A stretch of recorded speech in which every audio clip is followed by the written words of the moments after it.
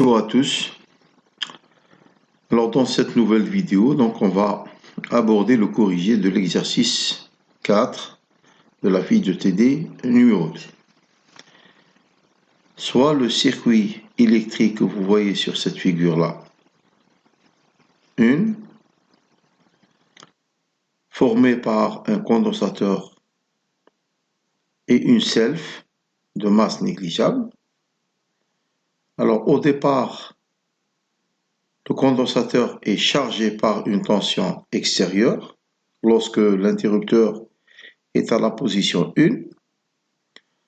Lorsqu'il est totalement chargé, donc on ouvre ici et on ferme l'interrupteur sur la position 2. Donc on va voir un circuit LC.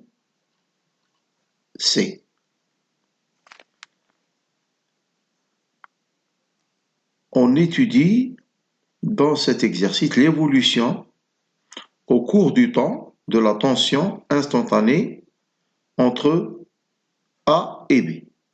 Et c'est la même tension qui va être au bornes de la self L0. Alors cette tension-là AB, on va l'observer sur l'écran d'un oscilloscope. Alors, comme vous le savez, l'oscilloscope dispose de deux entrées, l'entrée X et l'entrée Y. Ici, on va utiliser que l'entrée Y. Ce point-là va être lié à la masse et ce point-là va être lié à l'entrée Y de l'oscilloscope où on va observer la tension aux bornes de AB. Et cette tension-là est indiquée donc sur la figure numéro 2. Alors, en abscisse, on va voir le temps, l'évolution par rapport au temps.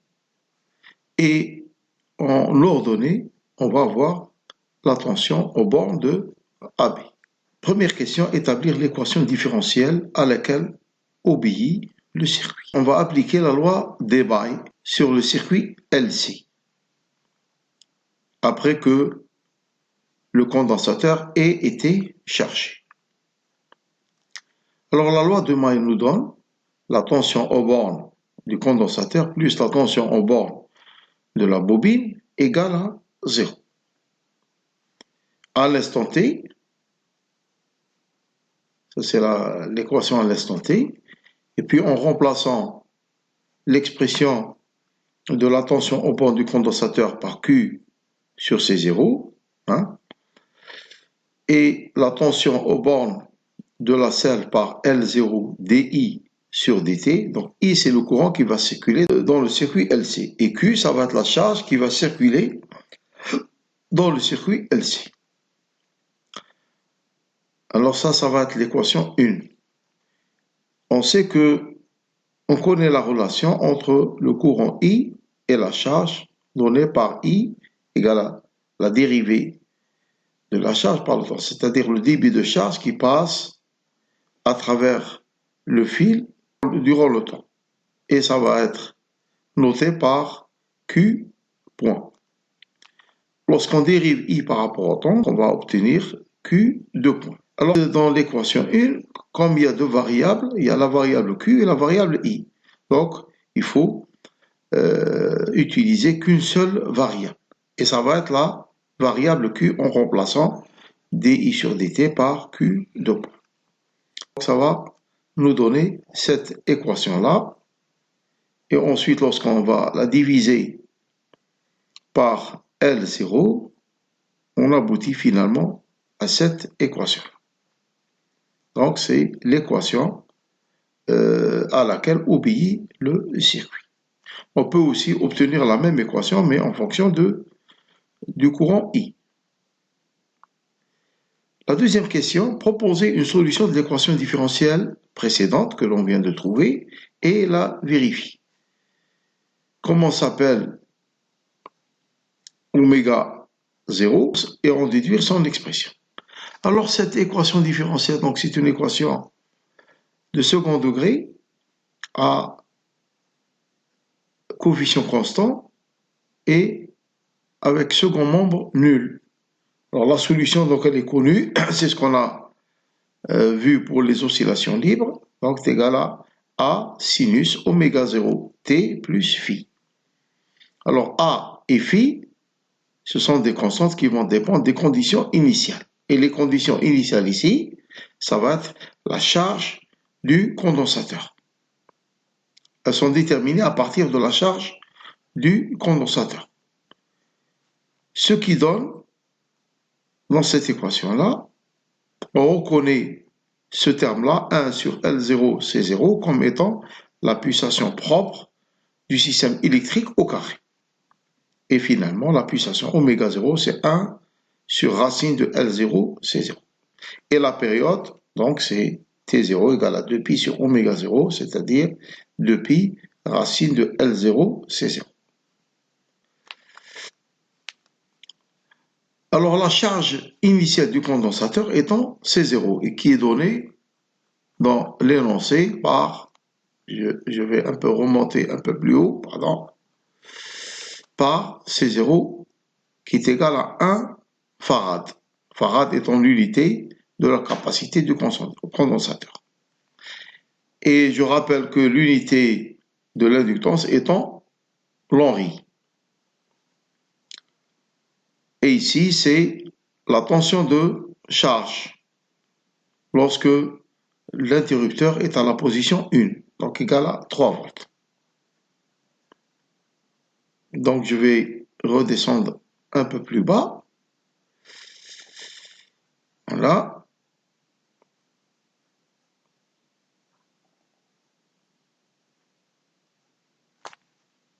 Où on va aborder la question numéro 3.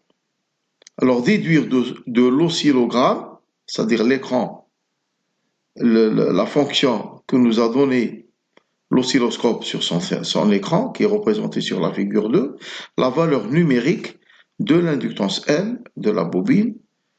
Alors, on donne la sensibilité sur la voie Y de l'oscilloscope qui est de 1 volt par division. Donc ça, c'est en ordonnée. Et la base de temps est réglée à 0,5 millisecondes par division. C'est-à-dire pour chaque division, on aura 0,5 millisecondes. Et ici, pour chaque division, on aura 1 volt. Alors, sur l'écran 2 de l'oscilloscope, la tension aux bornes du condensateur à T égale à 0, c'est-à-dire avant qu'on ouvre sur l'interrupteur 2, elle est égale à UAB à l'instant T égale à 0. Donc, c'est égal, bon, on va le revoir ici sur l'oscilloscope. Donc, la tension à l'instant T égale à 0, parce que le temps T égale à 0, il est en ce point-là. À l'instant T égale à 0, donc, la tension mesure 3 divisions. Une division, 2, 3.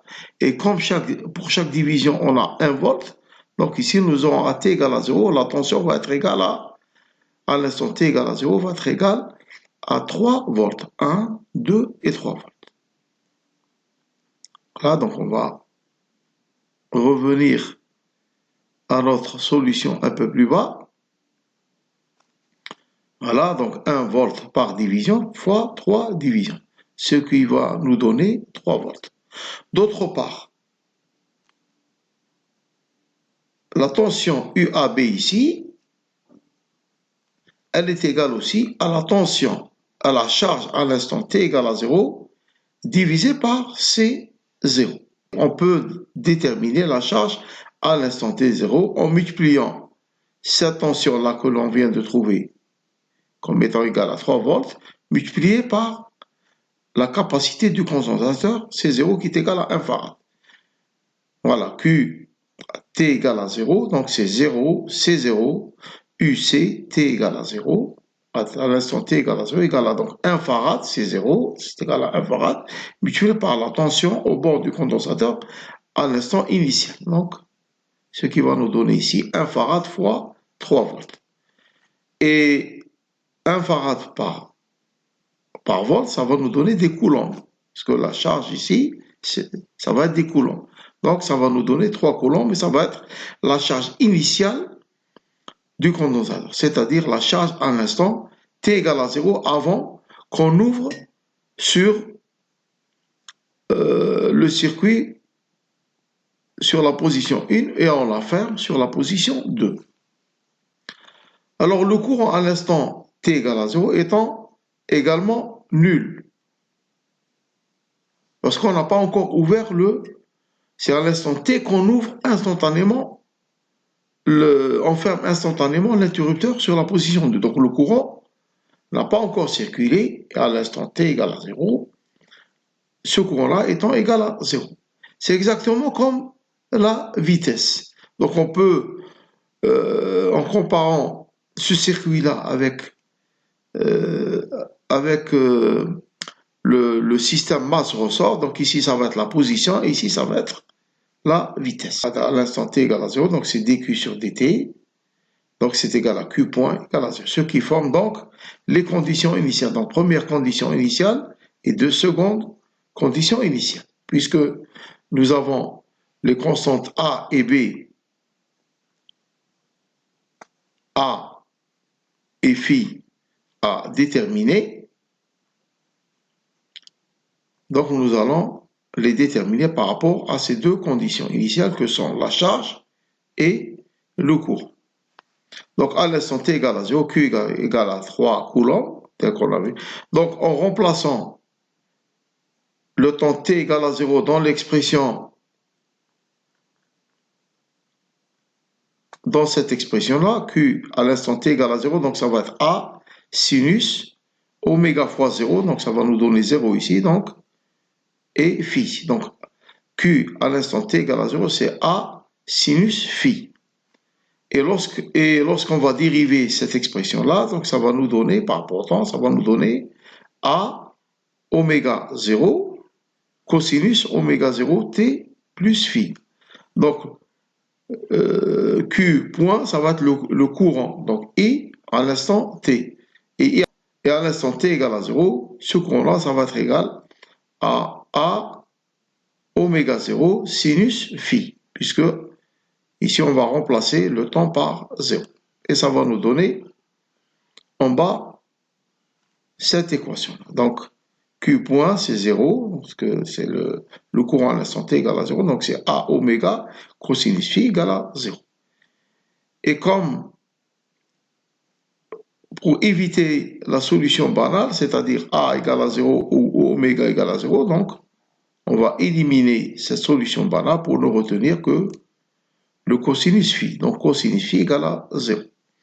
Et dans la première équation va nous donner A sinus phi égale à Q0. Alors égale à 3 coulombs. En résolvant ces deux équations-là, on remarque que le cosinus phi égale à 0, donc sinus phi égale à 1. La première solution de cosinus phi, ça va être pi sur 2. Et sinus pi sur 2, ça va être égal à 1, que l'on va remplacer ici, Q0. Donc Q0, ça va être égal à A, ça va être égal à Q0, et phi, ça va être, donc A, ça va être égal à Q0, égal à 3 coulombs, et phi, ça va être égal à pi sur 2. Voilà, et enfin, on a ici la solution générale, Q de t égale à Q0, c'est-à-dire A, sinus oméga t plus phi, phi égale à pi sur 2. Ou bien on peut aussi l'écrire sous cette forme-là, hein. Donc en sachant que sinus oméga t plus pi sur 2, c'est cosinus oméga t. Et la tension aux bornes du condensateur ou la sève à l'instant t, c'est la charge à l'instant t divisée par C0. Donc ça va être Q0 cosinus oméga t divisé par C0. Et Q0, C0, ça va être l'amplitude de la tension au bord de AB. Alors maintenant, pour déterminer la pulsation, on va d'abord déterminer la période. Et la période, elle est égale à 2pi sur oméga. Alors pour déterminer la période, on va utiliser le signal ou la tension au bord de AB sur la figure numéro 2. Alors, pour le déterminer, donc pour déterminer la période, c'est très simple. On prend, comme ici on a un signal sinusoïdal, on prend ici les deux maximums successifs. Donc, la période, ça va être le temps entre ce point-là, ce premier maximum, et ce deuxième maximum, ou bien entre ce premier minimum et ce second minimum. Donc, pour le déterminer, donc ici on a 4 divisions selon l'abscisse. Et comme chaque division est de 0,5 millisecondes, donc 0,5 millisecondes, plus 0,5, plus 0,5, plus 0,5, le tout, ça va nous donner 2 millisecondes. Donc la période, ça va être égal à 2 millisecondes. Voilà. Donc je vais retourner à la solution. Donc T0 égale à 4 divisions multiplié par 0,5 millisecondes par division. Donc ce qui va nous donner T0 égale à 2 millisecondes, c'est-à-dire 2 10 puissance moins 3 secondes. Alors de T0, de l'expression de T0 qu'on a déterminée un peu plus haut, donc voilà, celle-là, T0 égale à 2 pi racine de L0, C0. Donc on va égaliser cette expression-là, on va l'égaliser à 2 millisecondes. Donc, ce qui va nous donner L0, en élevant ça au carré, ça va nous donner L0 égale à T au carré sur 4 pi au carré divisé par C0. Voilà. Et à partir de ça, en remplaçant ici T par 2 millisecondes, que l'on va convertir bien sûr en secondes, pi carré, donc 3,14 au carré, multiplié par C0 qui est égal à 1 farad. Et enfin, donc, on détermine ainsi la valeur donc, de la self L0 qui est égale à 1,012 Henri. Henri, je rappelle quelle est l'unité donc de la bobine, de la self de la bobine. Donc, je vous remercie de votre attention et je vous dis au revoir et au prochain TT. Merci.